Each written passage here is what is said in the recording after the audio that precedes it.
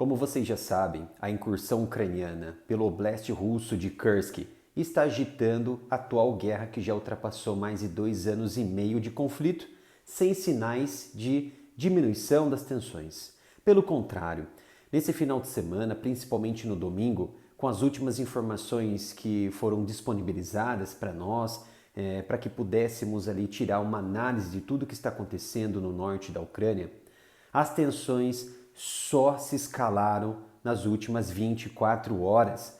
Isso porque imagens de satélite, informações em terra, de agentes ali infiltrados e até mesmo o apoio do Ocidente fomentando informações de guerra para a Ucrânia, a inteligência ucraniana determinou que está ocorrendo nesse momento uma grande mobilização de tropas da Bielorrússia, muito próxima da fronteira da Ucrânia. Mas é importante destacarmos que tudo isso reflete o atual cenário que está se desenrolando tanto em Donetsk, quanto em Kharkiv e também quanto em Kursk atualmente. Tá? Vou aqui trazer alguns pontos importantes para avançarmos e entrarmos de vez no que está acontecendo neste momento no norte da Ucrânia.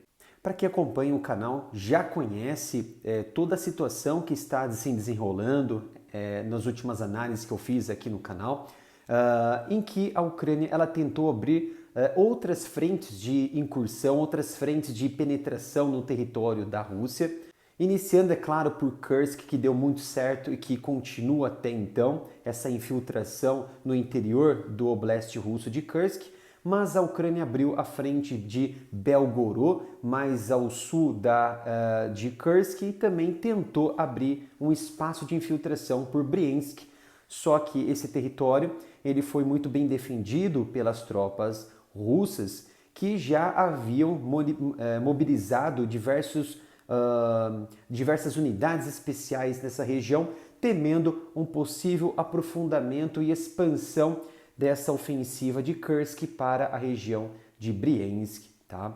Ali nessa porção existem ali oblasts ucranianos de Chernihiv, de Kiev, de Sami e também de Kharkiv. O ponto mais importante neste momento é estarmos analisando o oblast de Sami e o oblast de Chernihiv. Por quê? São dois territórios que estão em alta tensão neste momento, relacionado não somente às infiltrações ucranianas em Kursk, mas também à situação que está sendo desenrolada na Bielorrússia, na fronteira ali com os oblasts de Chernihiv especialmente. Tá? Não se sabe ao certo a quantidade de tropas ucranianas atualmente dentro de Kursk, tampouco a quantidade de tropas russas se defendendo e marcando um perímetro de proteção importante para tentar segurar esse avanço ucraniano para que não chegue até o objetivo central que eu, Felipe, analiso como principal ponto nesse momento de estratégia de guerra da Ucrânia, que são dois, é claro. Primeiro, estabelecer um santuário de proteção terrestre e aéreo para a Ucrânia, ou seja, isso faz com que o santuário russo de ataque aéreo e também terrestre fique fragilizado. Tá? E segundo, estabelecer um ponto de segurança numa incursão que pode ali tentar se aproximar da usina nuclear de Kursk e estabelecer ali uma peça vital no tabuleiro da Ucrânia que se chama ali a Rainha, essa peça de tabuleiro que se chama Rainha, que é a usina nuclear de Kursk, faz com que o exército russo não se aproxime dessa região e assim, porventura, a Ucrânia ela estabelece ali uma grande proteção terrestre e aérea contra suas tropas. Ou seja, a Rússia jamais atacaria essa região por ser uma região nobre e de grande instabilidade por conta dos sistemas, dos materiais radioativos, materiais nucleares presentes na região ali da usina de Kursk, tá? Assim como acontece em Zaporizhia, no oblast ucraniano de Zaporizhia.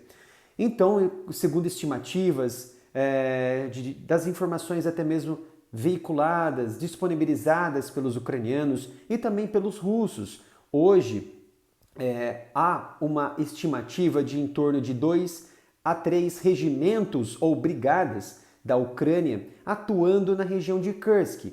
Já do lado da Rússia, em torno também de 3 regimentos ou brigadas para defender essa invasão e esse avanço das tropas ucranianas. Era esperado, sem dúvida, que a Rússia deslocasse essas tropas, principalmente de Donetsk, para a região de Kursk, para se defender desses ataques, dessas ofensivas importantes ucranianas que estão ocorrendo neste momento, em que eles já estabeleceram um sistema de defesa antiaéreo importante para reduzir a liberdade do santuário aéreo da Rússia. Mas não é muito bem isso que está acontecendo atualmente. As tropas, o exército russo lá na região de Donetsk está tendo grandes progressos contra o exército ucraniano.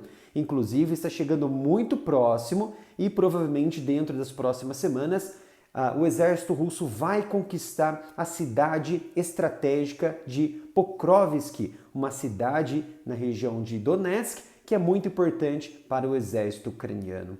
Por que isso? Porque o exército russo, através do comando de Kursk, o comando de Moscou, né, comando regional distrito militar de Moscou, estabeleceu uma transferência de reservistas e também de soldados muito experientes para atuarem ali contra o exército ucraniano, que já está dando muito resultado. Observei recentemente diversas colunas e também diversos soldados ucranianos que foram neutralizados e que eles não conseguiram progredir em alguma região ali muito próxima da fronteira com Belgorod. Então, essa resposta da Rússia, que foi lenta, está dando resultado neste momento e muito provavelmente nas próximas semanas vamos ver ali uma batalha sangrenta acontecendo nessa região. Então, nas últimas 24 horas, foi observado que há um grande problema contra a própria Ucrânia, principalmente em Chernihiv, Kiev e Sumy. Por quê? A Bielorrússia está concentrando um número muito grande, praticamente de um exército de tropas nas fronteiras desses oblasts, principalmente a fronteira com Kiev. Vale lembrar que no início da guerra havia ali uma certa possibilidade, uma certa tensão por parte do Ocidente e da própria Ucrânia de que a Bielorrússia ajudaria a Rússia nessa invasão. Até porque muito antes dessa invasão acontecer em 24 de fevereiro de 2022, a Bielorrússia havia estacionado milhares de tropas nas fronteiras próximas ali da Ucrânia, colocando o território ucraniano como alvo ali específico dos sistemas de lançamento, sistemas de artilharia da Bielorrússia que estava sendo posicionada ali na região, em torno de 40 a 60 quilômetros de distância. E isso estava representando uma grave ameaça na época para a Ucrânia. Mas com o desenrolar dessa invasão, o que aconteceu? Observaram-se que somente tropas e aeronaves da Rússia entraram no território ucraniano. E assim tivemos, é claro, uma resistência posteriormente ali da própria Ucrânia e assim essas tropas recuaram. Mas, a princípio, eles não participaram dessa ofensiva, mas marcou algo muito maior que estava acontecendo, que era marcando ali praticamente como se fosse um pano de fundo de uma invasão em grande escala da Rússia. Atualmente, esse posicionamento da Bielorrússia ali na região próxima de Kiev e Chernihiv é um sinal de que algo muito grande pode estar acontecendo, em que a Rússia estaria mobilizando muitas tropas em uma ofensiva muito grande em direção a Kiev ou em direção a Chernihiv?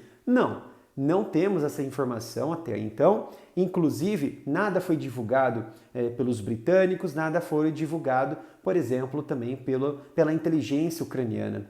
Se de fato isso tivesse se desenhando, né, estivesse se formulando, certamente eles iriam fazer essa divulgação em pública como forma de pressão, impressionar os aliados a se prepararem melhor para fornecer diversos financiamentos, diversos equipamentos para a Ucrânia se preparar para o pior, mas não é o que está acontecendo. O que parece estar acontecendo nesse momento, sem dúvida, é um preparativo muito grande de cerca de 1/3 do exército bielorrusso que está se posicionando em Chernihiv e Kiev. Isso é muito grave. Por que é muito grave?